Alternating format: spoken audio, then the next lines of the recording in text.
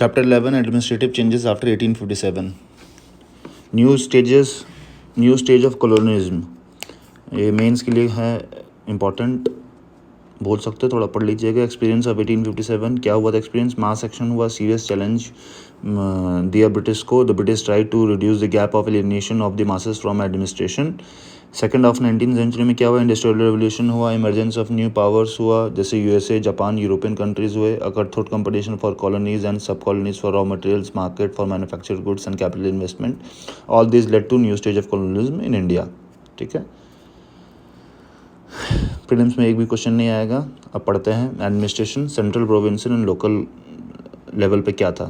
पहला central level पे central government. The act for betterment government of India 1858. ये act जो 1858 में आया, ये क्या किया? Transferred power to govern from East India Company to British crown. ठीक है, पावर ट्रांसफर हो गया. अब ईस्ट इंडिया कंपनी का कोई अस्तित्व नहीं रहा, ब्रिटिश क्राउन डायरेक्टली रूल करेगा इंडिया पे. Now the power to govern was to be wielded through secretary of state.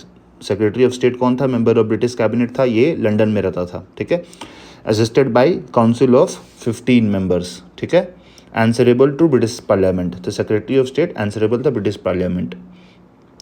Note this council, मतलब member of secretary of state का जो काउंसिल था, इट वाज ओनली एडवाइजरी. ठीक है, ये इसका जो एडवाइजर्स था वो सिर्फ एडवाइजरी था, ये कोई परमानेंट एडवाइस नहीं देता जो कि सेक्रेटरी ऑफ स्टेट को मानना ही पड़े. ठीक है, this dual system introduced by Pitt's India Act of 1784 came to an end. ठीक है, डुअल सिस्टम जो आया था पिट्स इंडिया एक्ट 1784 में, उसका अंत हुआ after this 1858 act. New title to governor general viceroy. उसके आज से गवर्नर जनरल को विसरॉय कहा जाएगा, असिस्टेड बाय एग्जीक्यूटिव काउंसिल. ठीक है, सेक्रेटरी ऑफ स्टेट के बाद काउंसिल था और विसरॉय के पास एग्जीक्यूटिव काउंसिल था. सेक्रेटरी ऑफ स्टेट के पास जो काउंसिल था वो सिर्फ एडवाइजरी था. ठीक है, अब आते हैं इंडियन काउंसिल एक्ट 1861 के ऊपर. A fifth member, a jurist was added to viceroy executive council. अब विसरॉय कौन है? गवर्नर जनरल ही है, तो ये ध्यान रखिएगा. फिफ्थ मेंबर ऐड कर दिया गया उनके एग्जीक्यूटिव काउंसिल में. For legislative purpose the viceroy could add 6 to 12 additional members. Legislative purpose के लिए विसरॉय जो गवर्नर जनरल है वो 6 से 12 एडिशनल मेंबर ऐड कर सकता है. हाफ जिसको कि नॉन ऑफिशियल होना चाहिए, इधर इंग्लिश और इंडियन. ठीक है, 12 में से आधे नॉन ऑफिशियल होना चाहिए, इंग्लिश भी हो सकते हैं और इंडियन भी हो सकते हैं. The legislative council so constituted had no real power, merely advisory. तो जो ये लेजिस्लेटिव काउंसिल के लिए जो भी बना आदमी जो भी थे, जो काउंसिल है वो सिर्फ एडवाइजरी है. Could not discuss the important matters, no financial matter without approval of the government that is British government. No control over the budget, budget पर कोई कंट्रोल नहीं था.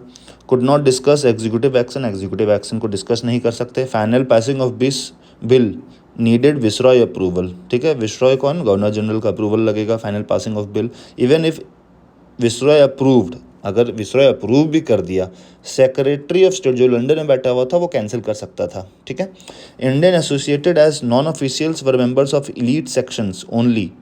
इंडियन जो भी इसमें नॉन ऑफिशियल्स थे, जैसे यहाँ पर नॉन ऑफिशियल बोला है ना कि यहाँ पर इंग्लिश या इंडियन ले सकते हैं, लेकिन इंडियंस जो भी थे वो यूजुअली इलीट सेक्शन से थे, जैसे कि प्रिंस, लैंडलॉर्ड, दीवान्स, उस उनके मेंबर्स को लिया जाता था नॉन ऑफिशियल में. Viceroy could use ordinances of 6 month validity during emergency. ठीक है, मतलब गवर्नर जनरल 6 महीने का ऑर्डिनेंस इशू कर सकता था इमरजेंसी में. Only important function of legislative council was to endorse official measures and give them appearance of having been passed by legislative body.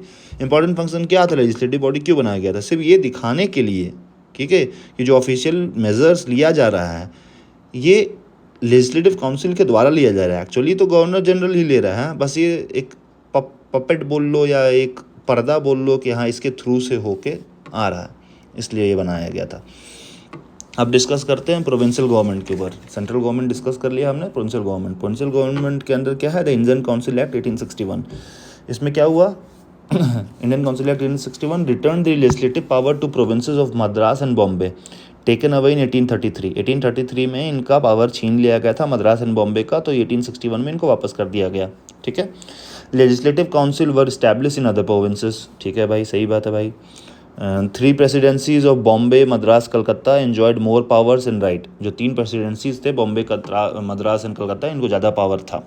Other presidencies से मुकाबले। The presidencies govern by governor, presidencies govern करता थे governor plus executive council of 3 appointed by the crown. ठीक है, executive council में 3 member थे जो कि क्राउन मतलब राजा रानी अपॉइंट करते थे।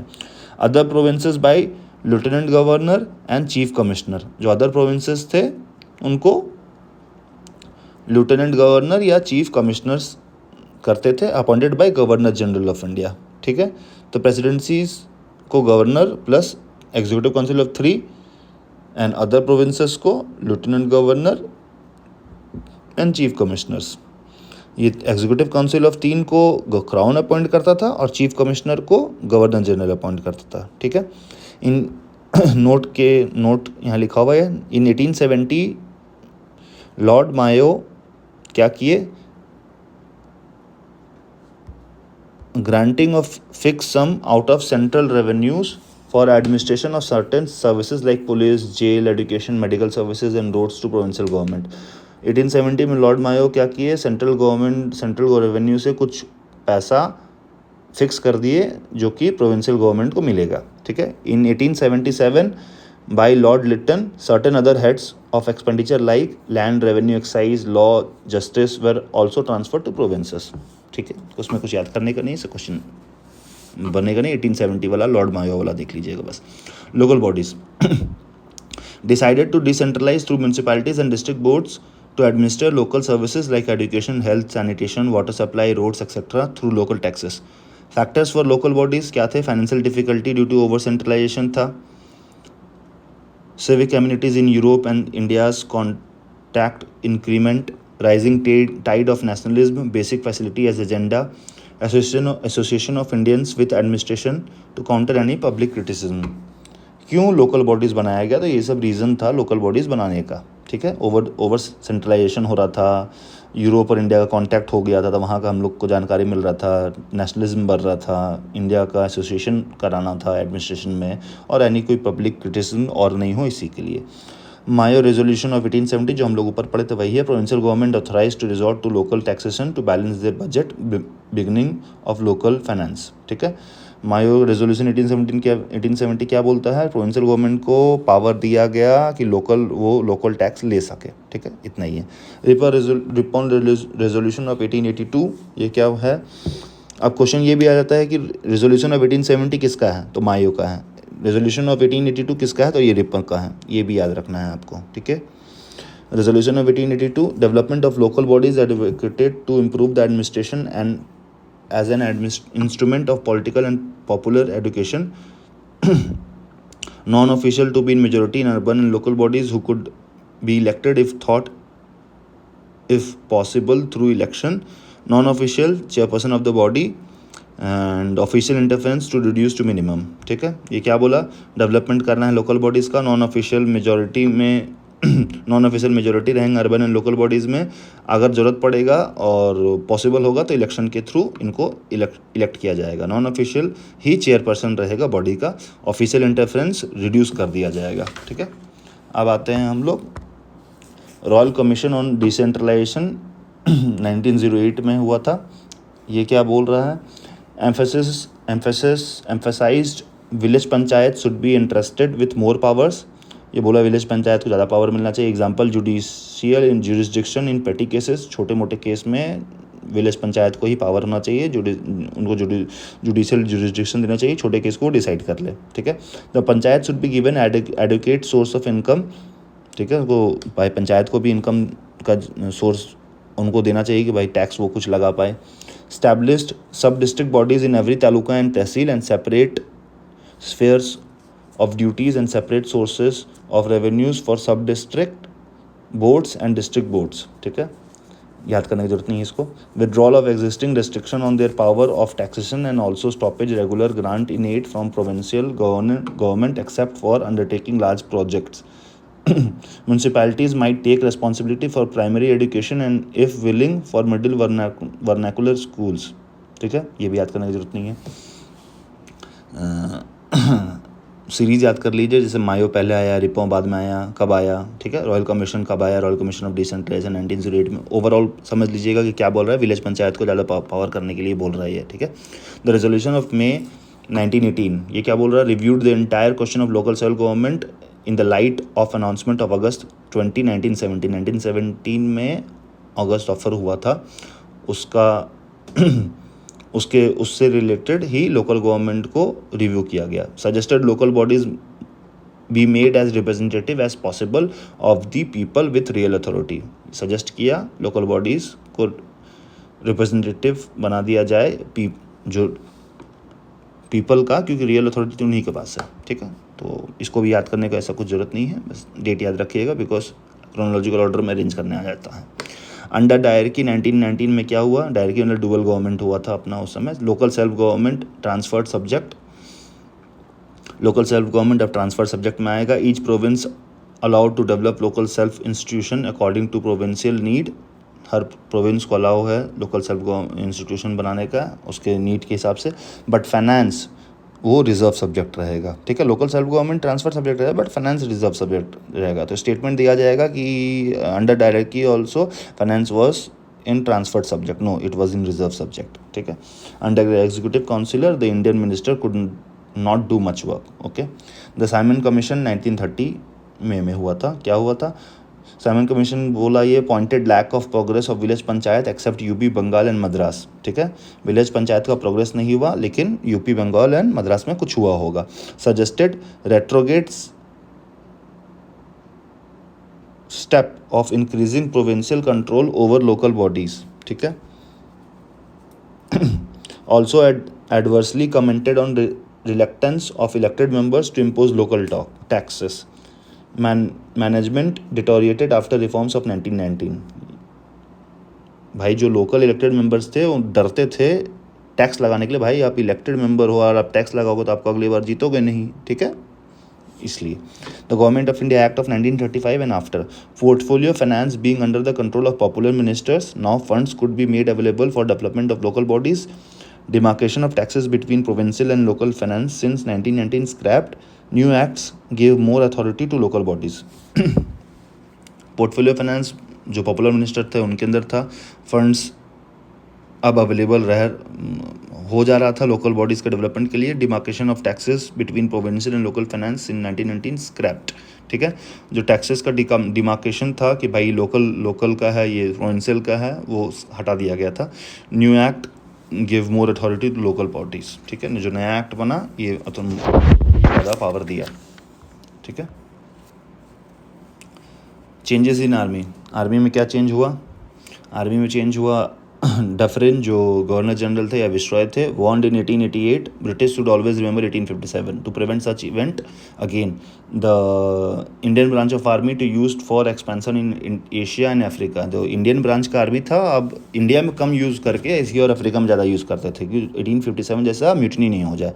British section for army of occupation of India, British जो सेक्शन ऑफ आर्मी था उनको इंडिया में ज़्यादा यूज़ करते थे। The commission of 1859 and 1879 1/3 white army before 14%। उस 1859 कमीशन जो बना, 1879 कमीशन बना, ये सजेस्ट किया 1/3 वाइट आर्मी होना चाहिए। उससे पहले तो 14% ही वाइट आर्मी था, ठीक है। तो ये सजेस्ट किया। The proportion European in Indian 2 to 5 in Madras and Bombay armies and 1 to 2 in Bengal army, ठीक है। ये बोला कि 2 से 5 मद्रास में रखो, मतलब 2 to 5 इन मद्रास। अगर 5 इंडियन हैं तो 2 यूरोपियन होना चाहिए और 1 to 2 इन बंगाल आर्मी, ठीक है। Strict monopoly of British over important department, monopoly होना चाहिए ब्रिटिश का इंपॉर्टेंट डिपार्टमेंट में। Example artillery, tanks and armed corporation. समझ रहे हैं कि ब्रिटिश जो सोल्जर्स हैं वही इंपॉर्टेंट डिपार्टमेंट संभालेंगे, इंडियंस को संभालने नहीं मिलेगा। Rifles to Indian were of inferior quality, जो इंडियन को राइफल्स मिल रहे थे वो भी इन्फीरियर क्वालिटी के थे after 1857। Not allowed in high tech departments till second world war, जो इंडियंस थे वो अलाउड नहीं थे हाई टेक डिपार्टमेंट्स में सेकेंड वर्ल्ड वॉर तक। No Indians allowed in officer rank only till subedar till 1914, ठीक है। इंडियंस को हायर रैंक में अलाउ नहीं था, 1914 तक सूबेदार तक जा सकते थे। From 1918 Indians were allowed in commission rank, 1918 से कमीशन रैंक में अलाउ हो गया। 1926 में क्या हुआ, इंडियन सैंडहर्स्ट कमेटी बना। ये क्या बोला, ये visualising 50% Indian officer cadre for 1952। 1952 तक चाह रहे थे ये कमेटी बोला कि 50% इंडियन ऑफिसर होने चाहिए, ठीक है। पब्लिक सर्विसेज के बारे में बात करते हैं। पब्लिक सर्विसेज, सत्येंद्र नाथ टैगोर ये पहले इंडियन बने जो इंडियन सिविल सर्विसेज क्लियर की 1863 में। एग्ज़ाम उस समय लंदन में होता था, एक सिर्फ इंग्लिश मीडियम में होता था। सब्जेक्ट क्या पढ़ने पड़ते थे, classical, Greek and Latin learning. ये आपको याद रखना पड़ेगा, ये प्रीलिम्स में क्वेश्चन पूछ सकता है कि which where were the subject, they will give you all different option and you have to choose that these were the subject, classical, Greek and Latin learning, ठीक है। Maximum age was reduce from 23 in 1859 to 19 in 1878 under Lytton. Max जो age था वो reduce कर दिया गया था। 1859 में 23 था और 1878 में 19 कर दिया गया, ठीक है। अब बात करते हैं प्रिंसली स्टेट के बारे में। Princely state 2-point policy using and perpetuating them as bulwark of the empire, ठीक है। जो प्रिंसली स्टेट थे उनको बल्कवर्क ऑफ द एम्पायर बनाना चाहता था ब्रिटिश सरकार। Subordinating them completely to British authority, उनको पूरा ब्रिटिश अथॉरिटी के अंदर झुका देना चाहता था। पॉलिसी ऑफ सबऑर्डिनेट यूनियन कौन लाया, अब ये क्वेश्चन बनता है। पॉलिसी ऑफ सबऑर्डिनेट यूनियन ये हेस्टिंग लाए। ये गवर्नर जनरल थे, ये वॉरेन हेस्टिंग नहीं है, दूसरे पर्सन है वो हेस्टिंग। क्यों, buffer against future political unrest, भाई अगर पॉलिटिकल अनरेस्ट हुआ तो ये संभाल पाएंगे। Policy of annexation was abandoned, अब हम एनेक्स नहीं करेंगे आपके टेरिटरी को। New policy was to depose और punish but not to annex, नया पॉलिसी क्या था कि आपको हटा दिया जाएगा, आपको पनिश किया जाएगा बट आपका राज्य नहीं छीना जाएगा, ठीक है। Territorial integrity of state was guaranteed, territorial integrity state का हमेशा रहेगा, ये गारंटी की है ब्रिटिश सरकार। Right to adopt and heir would be respected, जो आपके उत्तराधिकारी हैं वो भी रेस्पेक्ट करेंगे। Queen adopted the title of कैसरे हिंद, क्वीन एम्प्रेस ऑफ इंडिया, ये रानी ब्रिटिश सरकार की ये टाइटल अडॉप्ट की, कैसरे हिंद। Lord Curzon made clear later, lord Curzon clear किए। Princess ruled merely as agents of the crown, princes सिर्फ एजेंट है क्राउन के। Right to interfere in internal affairs of state resident और बाई अपॉइंटिंग और dismissing minister and official, इनका right था British का कि इंटरनल अफेयर्स में घुस सकते थे, ठीक है। Administrative policy, divide and rule, administrative policy में पहला है डिवाइड एंड रूल, डिवाइड करो रूल करो। Hostility to Indian educated Indians, Indian educated Indians को ज़्यादा पसंद नहीं करते थे, उनके खिलाफ थे। Zamindar and landlords as counterweight to the nationalist, zamindar और लैंडलॉर्ड्स को यूज़ करते थे नेशनलिस्ट के खिलाफ। Reversal of policy of support to social reform due to wrath of orthodox section, पहले ये बहुत कोशिश की सती प्रथा हटाएं, लड़कियों को पढ़ाएं, ये करें, चाइल्ड मैरिज रोकें, ठीक है। बाद में ये शांत हो गए, क्यों, क्योंकि जो ऑर्थोडॉक्स सेक्शन था उनका गुस्सा ज़्यादा हो गया था, तो ये रिवर्सल कर दिया अपना पॉलिसी को, अब सपोर्ट नहीं कर रहे हैं उतना सोशल रिफॉर्म्स को। Half hearted and इनएडिक्वेट labour legislation introduced, आधा अधूरा लेबर लेजिस्लेशन इंट्रोड्यूस किए। पहला demand regulation of condition of worker came from Lancashire textile capitalist lobby, ये कहाँ है, ये आपके ब्रिटेन में था। लैंकाशायर टेक्सटाइल कैपिटलिस्ट लॉबी, वो लोग डिमांड किए लेबर लेजिस्लेशन के लिए। तो सोचने वाली बात है भाई, बाहर के लोग यहाँ के लिए लेबर के लिए डिमांड कर रहे हैं, क्यों, रीज़न था उनमें, उनका लालच था। Due to emerging competitive rival in Indian textile due to cheap and unregulated labour, अब वहाँ के जो टेक्सटाइल कंपनीज थे जब वो माल इंडिया भेज रहे थे और यहाँ के जो टेक्सटाइल कंपनीज थे यहाँ पर तो चीप लेबर है, अगर आप रेगुलेशन नहीं लाओगे तो यहाँ पर तो कम पैसा देकर ज़्यादा काम लिया जाएगा, तो यहाँ का तो कॉस्ट सस्ता हो जाएगा ना, इसीलिए वो वहाँ का लॉबी चाहता था कि यहाँ पर लेबर लेजिस्लेशन आए, यहाँ के लोकल लोग नहीं चाहते थे, ठीक है। फर्स्ट कमीशन अपॉइंट हुआ 1875 में, ठीक है, किसके लिए, लेबर लेजिस्लेशन के ऊपर। तो पहला कमीशन कब अपॉइंट हुआ 1875 में, अब कमीशन अपॉइंट हुआ उसके बाद ही कोई एक्ट आएगा, ठीक है। तो इंडियन फैक्ट्री एक्ट 1881 में आया पहला। Primary dealt with prohibition of child labour, 7 से 12 साल के बच्चों को अलाउ था, उससे पहले के 7 से पहले बच्चों को अलाउ नहीं था। प्रोविज़न क्या था? Employment of under 7 year of child prohibited, जैसे मैंने कहा कि 7 से पहले बच्चे को अलाउ नहीं है, 7 से 12 के बच्चे को बच्चा माना जाता है, उससे 12 से बड़े को बड़ा, ठीक है। वर्किंग आवर क्या था? मैक्सिमम 9 घंटे फॉर चाइल्ड, और बच्चे को child to get 4 days holidays in a month, ठीक है। 9 घंटा ही एक दिन में आप बच्चे से काम करवा सकते हो जो 7 से 12 साल के बच्चे हैं, और 4 दिन उनको छुट्टी मिलेगा एक महीने में, मतलब 4 संडे मिलेगा मेजरली। हजार्डस मशीन जो थे उनको आपको घेरा लगाना पड़ेगा, फेंस ऑफ करना पड़ेगा, ठीक है। फिर आता है इंडियन फैक्ट्रीज एक्ट 1891। यही 1881 में पहला एक्ट आया, अब 1891 में दूसरा एक्ट आया 10 साल बाद। इंक्रीज मिनिमम एज टू 9, अब जो मिनिमम एज 7 से 12 था उसको 9 कर दिया गया, तो 9 से, और जो 12 था उसको 14 कर दिया, मतलब 7 से 12 नहीं, अब 9 से 14 होगा। अब बच्चे को 9 से 14 माना जाएगा, तो 9 साल के जो भी छोटे हैं वो बच्चे हैं, पहले 7 साल से छोटे को बच्चे माना जाता था, ठीक है। अब पिछले बार में 9 घंटे था काम करने के लिए, अब क्या? Reduce working hour to 7। पहले अब 9 घंटे नहीं काम करना है, अब 7 ही घंटे आप काम करा सकते हो बच्चों से। वर्किंग आवर्स फॉर वुमेन 11 घंटे के लिए विथ 1.5 आवर इंटरवल। लेडीज से आप 11 घंटे काम करवा सकते हो पर डे, लेकिन 1.5 घंटे का उसमें आपको इंटरवल भी देना पड़ेगा, ठीक है। मान लो सुबह 7 बजे लेडीज़ आई तो बीच में कभी 1.5 घंटा दो, टोटल वर्किंग आवर उनका 11 घंटे हो सकता है, ठीक है। और आदमी का जो घंटे काम करने का था वो अनरेगुलेटेड था, लेकिन वीकली हॉलीडे सबको देना था, प्रोवाइडेड वीकली ऑफ टू ऑल्स, ठीक है। नोट करने की बात ये है, इसमें एक क्वेश्चन बनता है, these do not apply to British own tea and coffee plantation. ये जितने भी एक्ट्स थे, ये ब्रिटिश जो सरकार ओन करती थी टी एंड कॉफ़ी प्लांटेशन, यहाँ के लिए एप्लीकेबल नहीं थे। Government help these planters by passing laws which made impossible to refuse to work once a contract was entered into।